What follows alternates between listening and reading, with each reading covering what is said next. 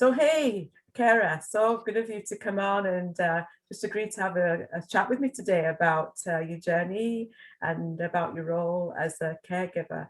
And as you know, I'm trying to do a couple of interesting interviews with different people who are either survivors or caregivers or both. And I know that your journey has been one of both survivor and caregiver, is a journey of both survivor and caregiver. We're both brain injury survivors. And so I would love for people on my platform to hear a little bit about your journey. First of all, maybe a little bit about what has it been like for you as someone that sustained a brain injury, and how have you managed to bring yourself back to this point of living what I call the new normal. Yeah, the new normal is true because we don't have the normal that we used to have. Most definitely. Thank you, Vinny, for having me here. I really appreciate this opportunity and chance to speak with you. And I'm glad that we've connected over social media. And honestly, we're in different areas. So Yeah. if we didn't have social media, we would have never met. But it's nice to meet people on the same journey that we have been on, and to be able to relate to each other and support each other through different and difficult times that one person might be able to assist the other person with something that we don't even realize. But my name obviously is Carolyn Palmer. I've suffered some traumatic brain injuries over the past years, and it's been a journey, that's for sure. Carolyn, how many brain injuries or how many concussions have you actually sustained, and over what period of time has that occurred? I've actually had a couple brain injuries. I've some traumatic stuff that I've regained myself a couple times over, two major ones. And I've had probably minor concussions in the past when I was younger with sports injuries and stuff like that. But two major ones for sure that I can account for that really changed my life. And when you say two major ones that you can account for, were any of the previous injuries ever treated or dealt with? No, it's more or less, it's self-treatment when it comes to your brain almost. I basically went on both of those journeys on my own with, guidance from my doctors and stuff like that. But this last one, I really, I guess, because the previous experience of, regaining your life and stuff like that, and learning how to walk again and talk and all that kind of stuff, you really need to reach out and try and focus on positives in life, and stay focused to getting the supports and help that you need. They're not just laying out there in front of us. We have to obviously search and find these. So I found a great neurologist out of town, obviously, but it's all good because it was the results that I wanted. I didn't want to be, pumped full of drugs and stuff like that. And we took a more natural approach to things. I did osteopath. I did, cognitive therapy. I did eye therapy. I did so many different things that, everything, it was endless. I never gave up on resources out there. I always kept searching for the next best thing. And then, I found a great product that was drug-free and wearable. So it's a great technology that I use to support my lifestyle now. And it's been the major change for me. So I've been grateful for it. So it's really good. It sounds like for your journey that at least the last concussion or brain injury that you sustained, how did you know that you had a brain injury? Was it validated through the neurologist that you saw? It sounds like you had a neurologist that was very supportive, and I do know that for many people, including myself, that wasn't the journey that they went on. And so I'm very interested. Yeah, to you know. really you gotta really do your homework. Like when I found my neurologist, I did my own research. I found him on my own. I didn't go through my doctors or anything. Mhm. Um, I was looking for somebody that had, you know, relatable connection through concussions. And actually that was the name of his business, was Okay. Concussion. Ah, So I mean, it was simple, right? He had the knowledge. He was a young doctor. He was mm, very knowledgeable about mm. his, his education and how to support people. And he did it in a very natural way. So a lot of acupuncture and stuff like that. So which was great. Awesome. Yeah, awesome. Again, it sounds like you actually found somebody who was himself aware of what Mhm. concussion is, and that's really important, I think, for Very. people to know that, first of all, not all medical people are equal, and secondly, that the journey often does end up being very much about the survivor being their own self advocate. Oh And yeah. would you say? Yeah. You have to advocate for yourself. I mean, I know it's difficult. I know, trying to be on a computer or do any kind of things like that is, it's always been a journey. It's been tough, but that's the way life is right now. Everything is on a computer. So if you want to research something, you got to at least take your baby steps and, do it in chunks where you can research and get that knowledge that you need to support yourself. But when when you can't do so much, then shut it down. Like, but just do the steps and write things down. Like that's all I did: research, write things down, so that I had the visual in front, that I could keep, and just reach out to people when I had the time and opportunity. And I never stopped doing that. So So at what point in your recovery, and was this with every concussion, Kerry, or was this when, did you find that those concussions became cumulative, where every time you had a concussion or a brain injury, it actually exacerbated the symptoms? And maybe you can say a no, little bit this about was just what this what kind one. of symptoms did you actually have? Yeah. Um, So some this for many this survivors, I'll just say this, for many survivors, including myself, my own experience, which is different to what you're saying too. Um, every journey is different. Oh yeah. And many survivors, including myself, there were times in those early stages where I was really quite debilitated and well into my injury. And so when I say that we have to be our own advocates, Hmm. um, for some people that may not sound very doable. And so uh, Yeah. how do people advocate when their symptoms They're don't so bad. allow them as to be on the computer, or to do the research that we Oh know yeah. to? I can totally relate to that because I had the light and sound sensitivities were Mm, just unbelievable. right. Um, I was wearing earplugs around my Mhm. inside my own home. I didn't want to go outside because it was so Yes. bad, and Yes. keeping the drapes closed, wearing sunglasses and Yes. turning the lights off. So I get it. It's about, minimizing the screen brightness and stuff like that on your computers, pacing yourself. And You said a very interesting word there that, I think for a lot of people that struggle with post-concussion syndrome, what they're not told, which I'm wondering if, the neurologist that you spoke to, who sounded like he was very well versed in concussion, we're often not told about those early stage protocols like pacing and resting, minimizing screen time, taking well, breaks away from the screen, those kinds of things. yeah, well, we know that doing the research and stuff like that, blue light from the computers and your phones are not good, especially when you're going to bed and stuff like that.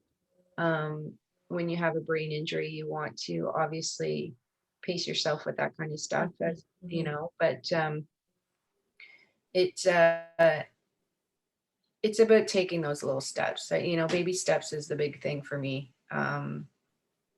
That's all I can say is just take your time, Mm. perseverance, get through your struggles, have someone to talk to, even if it's not a family member. Reach out to some kind of service or somewhere within town. There is communities, there's something out there in every community that can support somebody. So I had a great support system in Barrie that helped me in Ontario. Um, they would come in and help me with cleaning the house or supporting me doing little things, little jobs, paperwork, stuff like that. So they helped me with, the next step and stuff like that. Cause I couldn't basically get off the couch. I had struggled walking, I struggled talking, everything. So everything was just intensified, and the PTSD was unbelievable.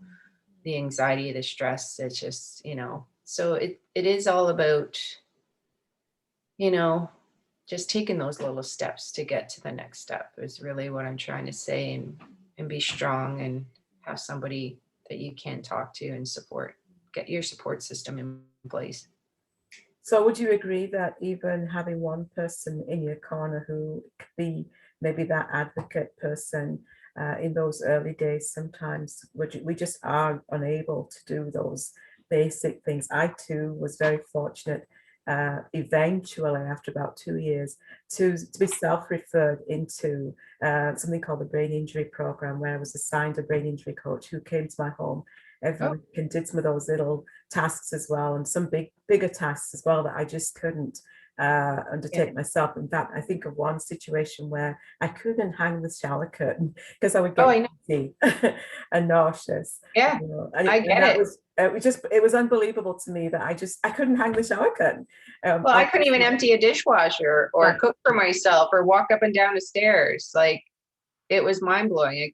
I wasn't able to go grocery shopping or walk outside, or Exactly. it You and I was, had yeah, some very similar symptoms with the sound and it was the frustrating. right. And I think for people who don't understand this injury, often even people who are caring for someone who has this injury, those things can be as frustrating for them Oh, as for yes. the survivor, because they don't understand. Why Yes, can't the survivor do these things? Why can't the person do this exactly. seemingly simple thing, right, that they did with ease before? Yeah, and that adds a lot of stress and anxiety too, because I had that. My parents, God bless them, they have been always amazing through my injuries and my perseverance to survive. Um, but when they didn't understand what I was going through, like Mm, they would say, "You know how to do that." Like, it was mm, just adding a small math right. equation, and I'm like, I honestly, I don't know the answer to that. I Mm, have no clue. And it was frustrating, the little things that you could do in the past, but you weren't able to do at that moment, and mhm, your mhm. parents don't understand. So then, you're trying to do research and educate yourself to educate them as well, too, Exactly. right? Yes, So yes. that they can actually comprehend and understand you. And then, it just breaks you down even more, Mhm, because mhm, emotionally you feel like there's nothing left. And mhm, that's, I went to rock bottom. I got to the suicidal point where I thought mhm, I was a burden to society, but there's always something there mhm. that's worth staying here for. And So that's a you very know crucial thing that you said, Kerry. I have, heard from several people over the last few years of going through my own journey, and as a coach now Mhm. in this area, I hear quite frequently that people just they get to the bottom, they get to the end, Yeah. and how do you bring yourself up from that? I know there was a time in my journey, into about 6 months in, where I literally just sat on the floor and bawled one day in my Yeah. kitchen because I was just so concerned that I might never get my life back the way it was Yeah. before, right? And I did not want to be a victim. And so for me, that was like a turning point where I became so determined to find answers, because I wasn't getting answers about this injury that I knew nothing about. Exactly. And I couldn't explain to people, even family members, Yeah. what it was like. Well, we didn't even we didn't understand it. Exactly. We have no answers. So it's So all how do about you bring yourself up from that? How do you bring yourself up it. from I that mean, it's point? not easy. Mm. What did You you do? have What did you do to bring yourself out of that sort of, you said that you just hit rock bottom and you're feeling a little bit it's suicidal. about it's getting those um certain things in place. So you know, I had an occupational therapist in Mm, place. I had counseling in place. I had, you know, the neurologist. I had the osteopath. I never gave up. mhm, I kept pushing and mm, striving forward because mhm, there is an answer and a solution for everything, mm, I find. mm. And And it's that's a just, really key point too, right there that you said, is that you have to find it though. you have to find it, but you also have to dig deep and get Oh this yeah. mindset of Oh, very never deep. giving up. Would you agree? Very deep. No, and that for I think is one of the hardest parts of this injury, because it is for the most part often when it goes on for 3, 6 months and beyond and becomes Oh God, yeah. the post-concussion journey, post-concussion syndrome journey. Yeah. It is invisible often at that point. It's Yes. not It's an quite invisible disability. Yes. right. And And people don't so understand. what would you as a person that's walked this journey want other people to know who maybe are caregivers for someone who is going through an injury like this? What would you have wanted to tell To them? any of them, never give up. Don't take anything personally. Always strive to be better. You'll How never does one be. do that when you're feeling so low? Like, can you give me a sort of a tangible example of something that you did at that point that Meditation, okay, good. spiritual, you know, quotes, just getting within yourself and putting you in the right places. Do your research within your community, reach out to places and people like you and I. Mhm, You mhm, know, there's so many brain injury support systems out there on Facebook and social media. Reach out to somebody. mhm, Um, if it's not the right person, reach out to somebody else. mhm, Like there's means and ways mhm, in this world nowadays with social media and everything that there's going to be somebody out there to easily connect with. And even in my business now, I specifically say to people, even if you want to give me a shout to just talk and communicate, I'm fine with that. I understand your symptoms. right, Other people don't. right. And that communication barrier is sometimes a head butting thing. So, Mhm. So just even finding one other person that you can be real with, yeah, yeah, that is not going to judge you, but like exactly. listen to what is going on Yes, with you. Would you say that that's a really big that's part huge. of the Yes, huge. support system that we need as people going through this journey? Yeah, because you're already judging yourself, right? Because of everything that's changed and altered in your lifestyle. Mhm. And you don't need judgment from other people. I mean, your caregivers, they mean well and they love you and they want to support you the best they can and they're trying, but they still don't know the education behind it as well. So it's getting education and the tools and stuff to support not just you, but the others as well, the caregivers to support, right? So it's all a learning curve. So again, I want to just ask you, as a survivor, what would you have wanted people who were caregivers to, what would you have wanted to them to know about this injury from a for myself as a survivor, I think what I would have wanted caregivers to know. I had a very good support system, to be honest with you. I had an awesome, but that is not everybody else's journey. Yeah. And often, people would say, so are you still not well? Are you still got this injury? It's been like 6 months now, hasn't it? Or, and what I found that did as a survivor for me is it actually almost gave me but not almost, it gave me a sense of there's definitely something wrong with me and I must be really weak. Mm. you know what I would have wanted to say to those people, or what I learned to say eventually to those people, was basically that it would be really helpful for me if, rather than saying are you still sick, if you would ask, you know what's it like living with an injury like this Hmm. on a day-to-day basis. That would have given me a sense of validation that you are trying to support me and that you really want to hear what this is like, because I already know that I'm not me. I Exactly. already Yeah. know You that feel it. I'm acting different, but Yes. I can't change that right now. And as my occupational therapist did state, you're never going to be normal again. You are never going to be the person that you came into this world as. You are going to be a new you. Mm. So you need to accept that new you and move forward with that new you and be the best new you that you can be.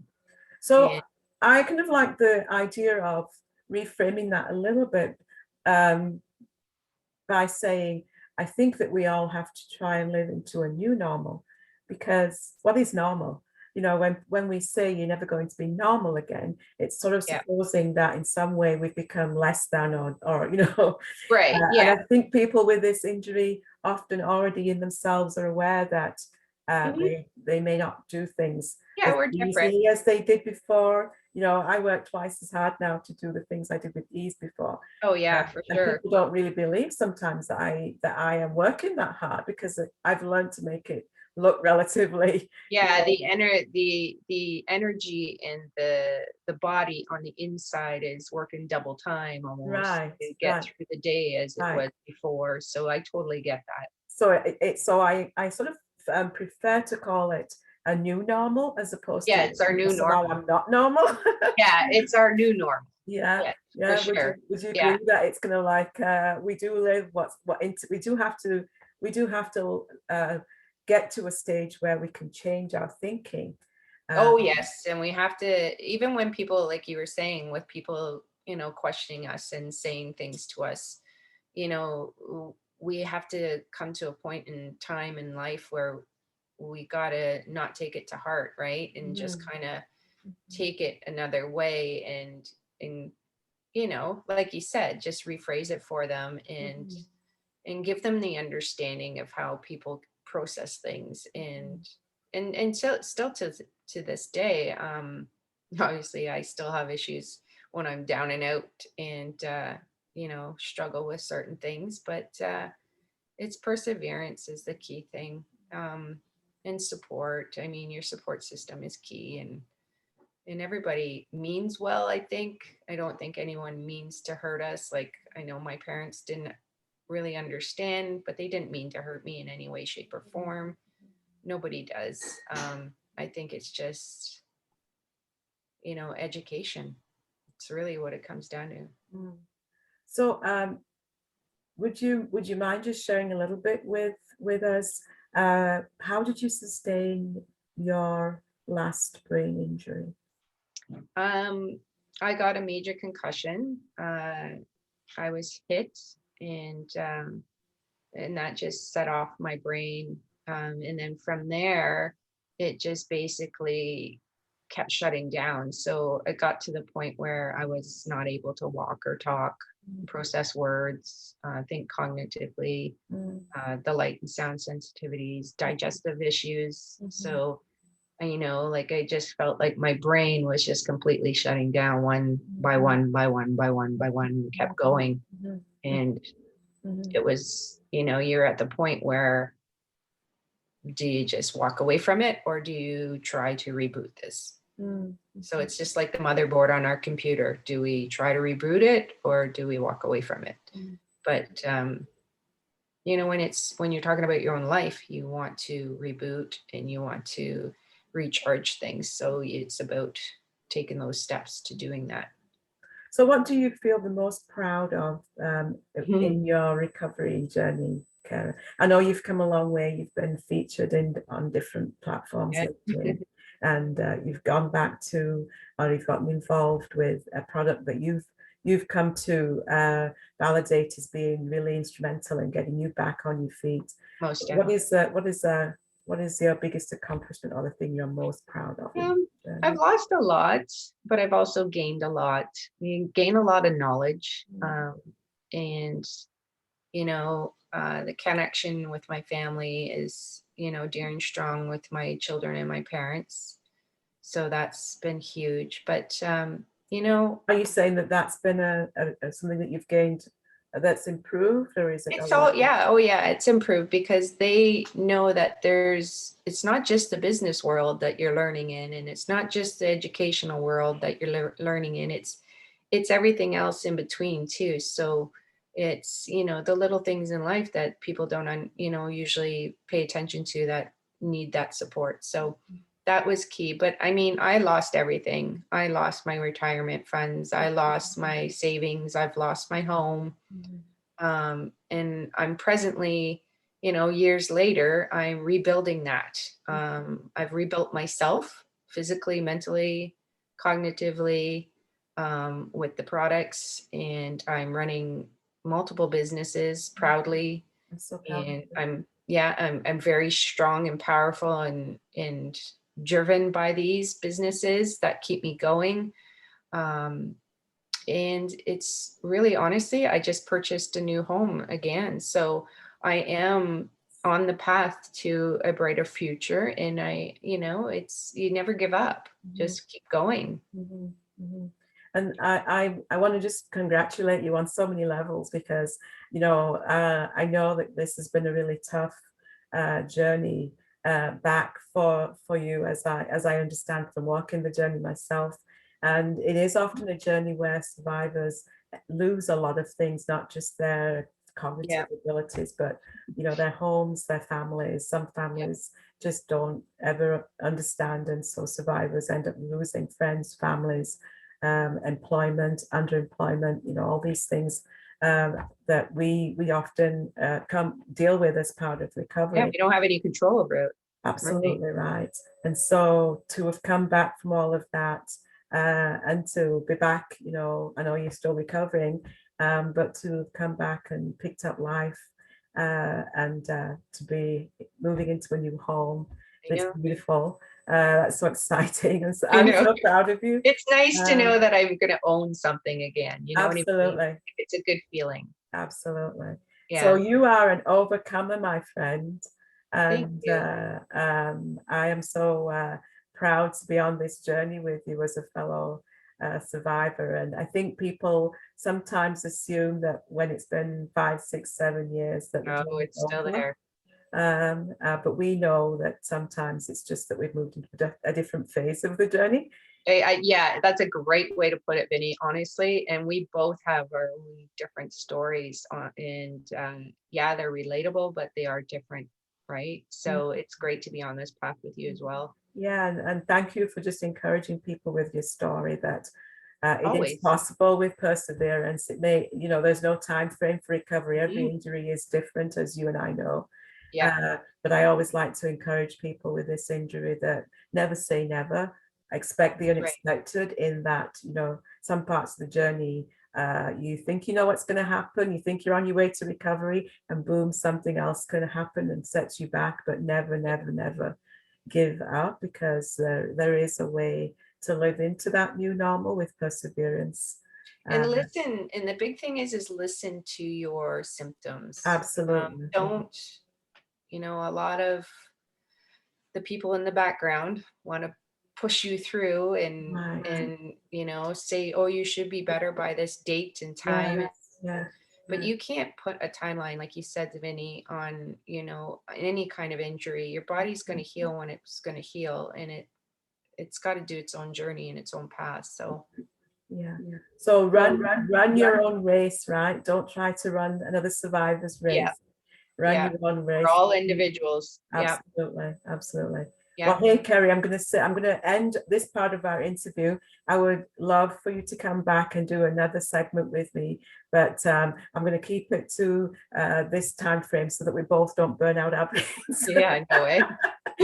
And I'd love to pick up with Baby you steps. on another session, and we'll talk a little bit more on that next session about your journey as a caregiver, if you don't mind. And we can maybe interject some of your journey with survivor into that, if you Most definitely. want to share. But for now, I'm going to say thank you, and we will talk again soon. So I'm going to Thank you. stop our recording now, and so we can let other people listen in on what we've been talking about.